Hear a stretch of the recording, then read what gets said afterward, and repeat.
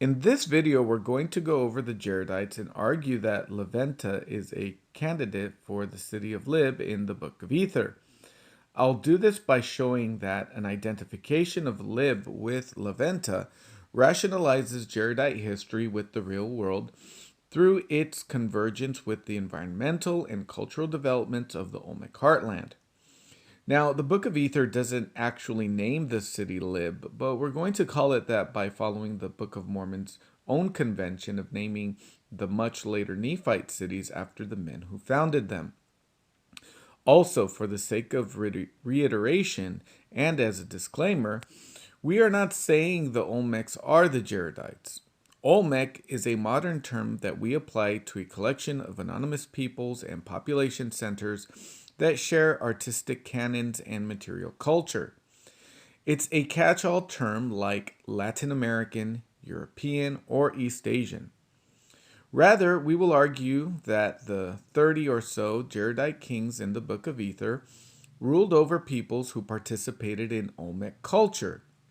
This is to say that the Jaredites were Olmec, but almost no Olmec were Jaredites.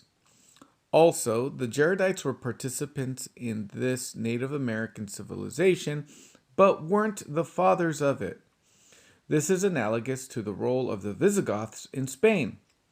There was a Hispania before the Visigoths took it from the Romans. They became a part of it, ruled swaths of it, but they did not create it. Another important point to understand is that unlike the Visigoths in Spain, we don't know the name of one Olmec. Not one. Thus, we are handicapped in our ability to verify or falsify our identification of Venta with Lib. Now, before we study Venta as a candidate for Lib, we need an idea of when and where the Jaredites lived. We don't have dates for any of the events in the Book of Ether, but Moroni does give us some very important clues. 1. The Jaredites practiced ultimogeniture, the uncommon practice of the youngest male inheriting the throne. 2.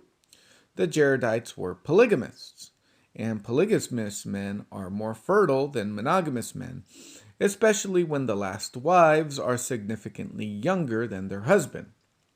For example, the brother of Jared had 22 children. Oriha begat 31 children, 23 of which were sons. These men were like Heber C. Kimball, George Q. Cannon, and Brigham Young. 3. 10 of the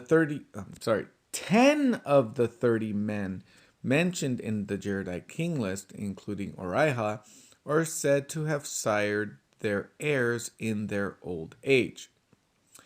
In the Mayan world, which in Mesoamerica is the furthest back we can go in terms of written texts, if you take the average year of ascension, 28.4 years, and the average length of reign, 25.4 years, then you get 53.8 as the average age of death for a Mayan king. If you average out 53.8 with the average paternal generation for a human male, which is 35 years, then you get 44.4 years as a realistic estimate for the average generation for Jaredite kings. That's the first step in situating the Jaredites in time. As for space, Edward Lawrence Hill identified the Strait of Tehuantepec as the narrow neck of land in 1917, decades before radiocarbon dating was invented. We'll go with this because I refuse to use geographies made by anyone who knew the archaeological sequence of Mesoamerica. From the Book of Ether, we get insights on the generational length of Jaredite kings, which are further fleshed out by biology as being an average about 44 years. From Hill, we get an identification of the narrow neck of land that can't be misconstrued as a forced identification based on our current knowledge of archaeology. Rather, it's an identification that anticipates what was then future discovery and corroboration. Now, the city of Lib was, quote, the great city by the narrow neck of land, by the place where the sea divides the land, a city from which they did buy and sell and traffic one with another. La Venta, our candidate for Lib, is 3 miles west of the Tonala River and 4 miles south of the Gulf of Mexico. Between 1000 and 400 BC, the rulers of La Venta constructed a carefully planned civic and ceremonial precinct with over 30 earthen mounds, the largest rising 30 meters above the Grand Plaza below.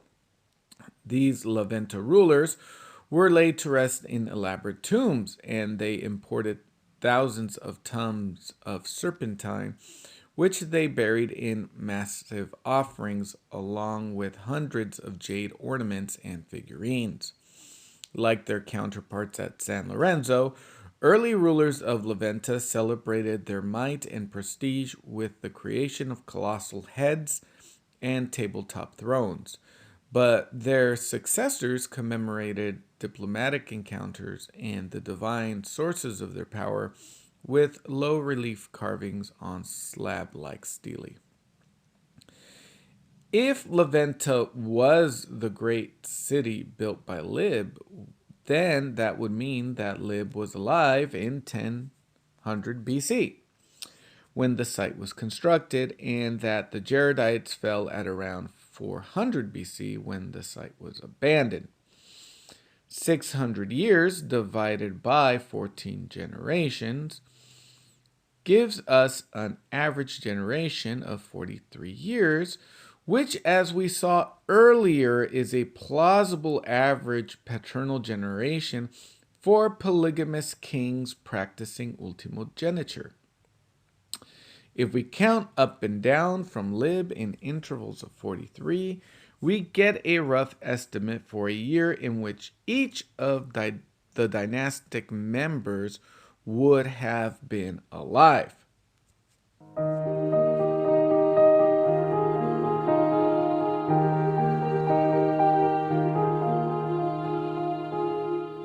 From here, we get some very interesting convergences between Olmec archaeology and Jaredite history.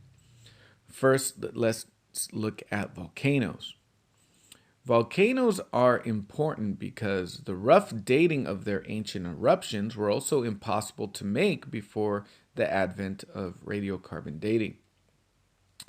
El Chichon erupted in 1340 BC, plus or minus 150 years, and San Martin erupted in 1320 BC, plus or minus 300 years. Was this the cause of the great famine that killed King Heth?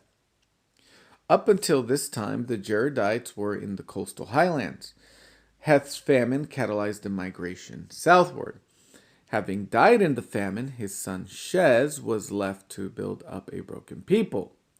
Shez is later described as having built up many cities upon the face of the land, and the people began to spread all over the face of the land. So with Shez, we have a pattern of drought, then a southern migration, followed by a period of rapid development.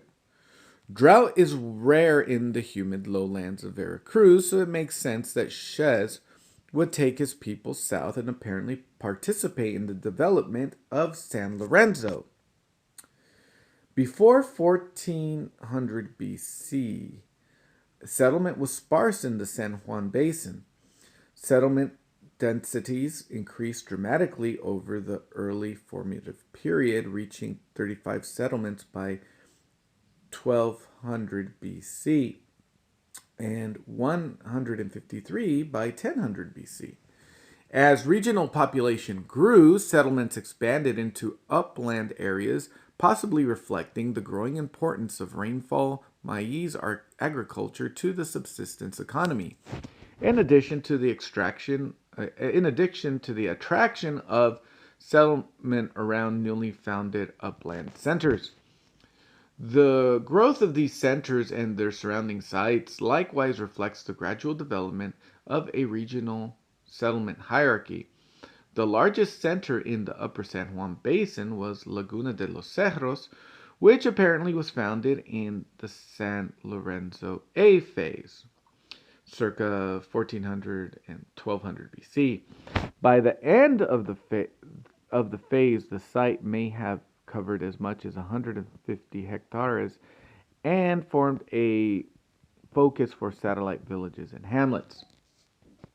Now, let's look at what was happening at San Lorenzo during the time of Morianton, a builder of many cities whose people became extremely rich.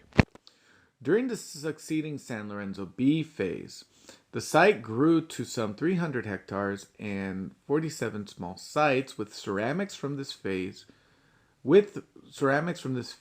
are clustered in the 25 square kilometer survey block around it. By 1150 BC, San Lorenzo was the largest site in Mesoamerica, covering an estimated 500 hectares with 300 hectares of denser occupation in its core, and it stood at the head of a settlement hierarchy that included 3 or perhaps 4 tiers. Later down the line, once Hirtham was dethroned, he and 4 consecutive members of the dynastic lineage die in captivity, corresponding with the Nakaste occupational phase at San Lorenzo. The Nakaste phase at the begin, which was from 1000 to 800 BC. At the beginning of the period, San Lorenzo suffered a sharp decline. Although people continued to occupy the San Lorenzo plateau, they virtually ceased to erect stone monuments, and many of the surrounding settlements were abandoned. Back to volcanoes.